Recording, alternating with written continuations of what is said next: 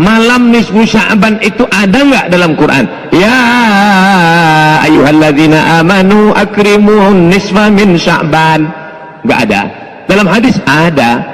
Ittala'allahu ala jami'i khalqihi lailatan nisfi min Sya'ban. Allah memperhatikan semua makhluknya pada malam nisfu Sya'ban. Fayaghfiru li jami'i khalqihi. Siapa yang berdoa pada malam itu, diampunkan Allah segala dosanya, dikabulkan Allah segala doanya. Illa, kecuali orang dua, musyrik, orang yang mempersekutukan Allah, atau musyahin, orang yang belum berdamai di antara saudaranya. Hadisnya sahih apa enggak sahih? Hadis ini sahih menurut Syekh Nasiruddin Al-Albani. Hadisun sahih, diriwayatkan dari Abu Bakar radhiyallahu an. Nah, hadisnya umum bahwa malam nisfu Sya'ban itu ada. Sekarang pertanyaannya, apakah kalangan salaf itu 3 abad pertama, khairul qurun qarni, sebaik-baik abadku, abad pertama, tsummal ladzina yalunahum, abad kedua, tsummal ladzina yalunahum, abad ketiga. 3 abad pertama ini disebut dengan salaf, sedangkan abad keempat, kelima, keenam disebut dengan khalaf. Apakah kalangan salaf ada menghidupkan malam nisfu Sya'ban? Ya. Di mana kami bisa lihat kitabnya? Al-Mawahib Al-Ladunniyah. Nama kitabnya Al-Mawahib Al-Ladunniyah, ditulis oleh Imam Al-Qastullani. Di situ dia sebutkan ada kalangan tabi'in, nabi, sahabat, tabi'in, kalangan tabi'in. Namanya siapa? Makhul. Siapa lagi? Khalid bin Ma'dan. Kalangan tabi'in di negeri Syam. Negeri Syam itu sekarang sudah jadi 4 negara: Suriah, Lebanon, Yordania, Palestina. Kalangan tabi'in di negeri Syam merayakan malam nisfu Sya'ban dengan solat sunat, dengan memperbanyak zikir dan doa, dan mereka datang ke masjid dengan 3. Pertama, memakai jubah kebesaran, pakai jubah. Siapa yang punya jubah bawa pada malam nisfu Sya'ban, pergi ke masjid. Kemudian yaktahilun, pakai celak. Sebelum berangkat ke masjid pakai celak. Lalu kemudian mereka buat bukhur. Bukhur itu asap kayu gaharu, asap, bukan asap menyan manggil jin hantu jemalang tanah. Maka di masjid-masjid dihidupkan asap kayu gaharu. Lalu kemudian ulama-ulama kalangan tabi'in memakai jubah kebesaran, pakai sorban. Lalu kemudian mereka pun menghidupkan malam itu di negeri Syam. Adapun di kota Makkah, Madinah, mereka tidak melakukan itu. Jadi antara sesama salaf pun ikhtilaf. Jadi kalau ada orang mengatakan sekarang salaf nggak ada ikhtilaf, siapa bilang salaf nggak ada ikhtilaf? Salaf negeri Syam ramai-ramai menghidupkan malam nisfu Sya'ban, sedangkan salaf Makkah, Madinah malam nisfu Sya'ban dihidupkan di rumah masing-masing. Kenapa berbeda? Saya lama menganalisa, mencari jawaban. Kenapa berbeda? Ternyata salaf negeri Syam mereka bertetangga dengan Romawi, sedangkan orang Makkah, Madinah nggak punya tetangga kafir, nggak perlu menunjukkan syiar. Sedangkan orang Islam perlu menunjukkan syiar, show force, show, tunjukkan force, kekuatan. Maka pada malam itu ramai berzikir, berdoa, astagfirullah, subhanallah, walhamdulillah, wala ilaha illallah, wallahu akbar. Orang-orang yang mau mendirikan tempat ibadah yang belum dapat izin, yang selama ini dia ngelihat, orang Islam itu dikit, ternyata malam itu dia lihat ramai, hebat umat Islam. Ini adalah syiar, malam nisfu Sya'ban adalah syiar. Tapi Nabi nggak nyebutkan ibadahnya apa. Memperbanyak solat sunat, solat sunat wudu, solat sunat tasbih, solat sunat hajat, solat sunat taubat, solat sunat mutlak, solat sunat tahajud, solat sunat witir. Bagus. Saya nggak kuat lagi sholat sunat Pak Ustadz, saya mau baca Quran. Baca Quran sebanyak-banyaknya. Baca Quran pun nggak kuat Pak Ustadz. Gimana lagi? Duduk. Apa? Zikir. Pejam mata, zikir. Menghidupkan malam nisfu Sya'ban dengan amalan-amalan, maka itu adalah hal yang sangat baik. Akan tapi memang di sana ada beberapa amalan yang para ulama berbeda pendapat. Bukan berbeda pendapat, ya memang ada pengingkaran tentang sebagian amalan-amalan karena dianggap sandarannya tidak benar. Ya kita hindari yang seperti itu. Tapi yang tidak dibenarkan adalah memukul rata bahwasanya semua riwayat yang berkenaan dengan bulan Sya'ban adalah palsu, itu salah. Imam Bukhari juga meriwayatkan tentang puasa tadi. Imam Muslim meriwayatkannya juga. Dan imam-imam yang lain juga meriwayatkan. Baik. Kita ini sering dimasukkan oleh setan ke dalam musyahanah, ya.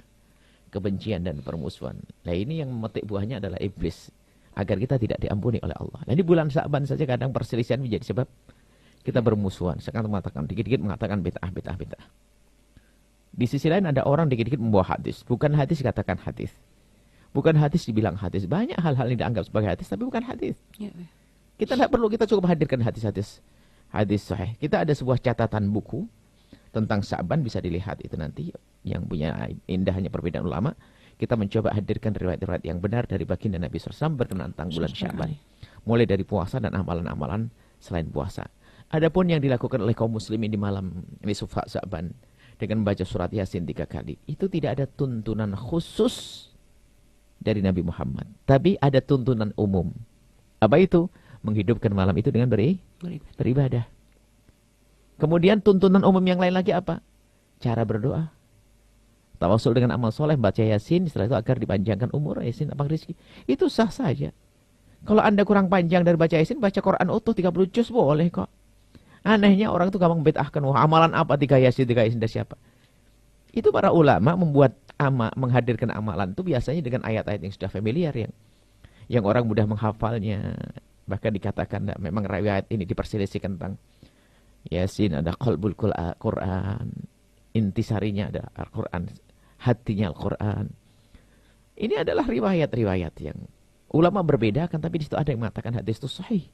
Jadi amalan yang dilakukan oleh para ulama di saat mengajari orang-orang awam di malam nisfu Sya'ban dengan baca Yasin dan sebagainya, hal yang boleh. Bukan terlarang. Kalau Anda tidak puas dengan Yasin kurang luas, baca ayat yang lainnya. Cuman Yasin betul itu adalah sudah biasa di kampung-kampung. Yang perlu dijelaskan adalah keyakinan tentang roh itu bagaimana. Kalau yang dimaksud roh itu adalah orang-orang yang telah meninggal dunia daripada orang-orang beriman yang telah mendahului kita. Kemudian kita mendoakan mereka, kapan saja kita boleh mendoakannya. Jadi tradisi yang ada di masyarakat kita menjelang Ramadan membuat makanan itu adalah makna yang besar, makna yang agung. Untuk yang hidup dulu deh sebelum arwah. Untuk yang hidup dulu adalah menjalin silaturahim. Saling memberi, tukar-menukar makanan. Agar terjalin silaturahmi. Dan itu suasana indah. Dan kami masih menemukan waktu itu. Bahkan kami masih ingat kok masakan paling enak itu ibu siapa, begitu kita tahu. Suasana indah seperti itu. Dan jangan dihilangkan itu. Justru itu muqaddimah keakraban sebelum kita masuki bulan Ramadan. Dan sah-sah saja yang demikian itu. Kemudian setelah itu di dalamnya ada doa-doa untuk orang yang telah mendahului kita. Maknanya adalah mendoakan ya. Mendoakan orang mendahului kita dari ahli iman ya sah. Bahkan itu dianjurkan. Ingat ya, arwah maksudnya pada mendoakan orang-orang yang telah mendahului kita dari ahli iman. Selesai. Tidak ada masalah yang demikian itu. Bukan menyebut roh-roh yang nggak tahu. Maksud arwah bahasanya roh. Sebenarnya arwah maksudnya pada orang yang telah mendahului kita dari ahli iman. Kita doakan mereka. Hal yang baik, tradisi yang baik. Kalau ada kesalahan, mungkin telah disebut sesuatu yang mungkin roh-roh yang nggak jelas apa rohnya. Ya tinggal dihilangkan saja. Sebab secara umum dohir kerjaannya adalah baik. Kumpulnya orang, membagi-bagi makanan. Kami masih ingat kok ada sebuah tradisi di kampung itu yang dulu konon katanya kita tidak sempat menemui karena sudah diislamkan. Ada orang kumpul di perempatan namanya apa bersih desa dan sebagainya. Kumpul di perempatan lalu kalau dulu dukun komat kabir membaca mantra-mantra dan seterusnya. Lalu ada orang-orang soleh menganggap ini satu kesempatan untuk membawa mereka dari meyakini yang tidak benar menjadi keyakinan yang benar. Perkumpulannya tetap diadakan. Cuman di perkumpulan tersebut dirubah menjadi Rabbana atina fid dunya hasanah. Nggak ada lagi penyebutan tentang apa tadi itu. Sesuatu keyakinan-keyakinan yang salah. Jadi maksud kami apa? Selagi perkumpulan tersebut masih bisa diarahkan sesuai dengan syariatnya, lanjutkan karena itu tradisi yang baik. Membagi makanan, siapa yang menyalahkan bagi makanan? Bahkan justru dianjurkan kalau kita menjalin Ramadan ini harus menjalin hubungan baik, yang punya kesalahan minta maaf, kita adakan. Tukar-menukar makanan indah sekali. Kemudian yaitu ingat mendoakan saudara-saudara kita, kerabat kita yang telah mendahului kita adalah hal yang diajarkan. Bahkan bekti kita kepada mereka yang telah mendahului kita, yang mendoakan, apalagi. Mendoakan adalah cara bekti kita kepada orang yang telah meninggal dunia. Jadi, jika dilakukan dengan cara, yaitu tadi, masalah roh adalah maksudnya orang yang telah mendahului kita dari orang-orang ahli iman, itu adalah benar kalau itu maksudnya. Selain itu, tidak dibenarkan untuk mendoakan orang yang telah mendahulinya dari ahli iman. Kemudian di situ ada makna silaturahmi, kemudian makna sedekah di dalamnya adalah hal yang baik, semuanya syar'i. Tidak ada yang bertentangan dengan syariat. Semoga Allah mudahkan kita untuk berbuat baik di kampung kita, di masyarakat.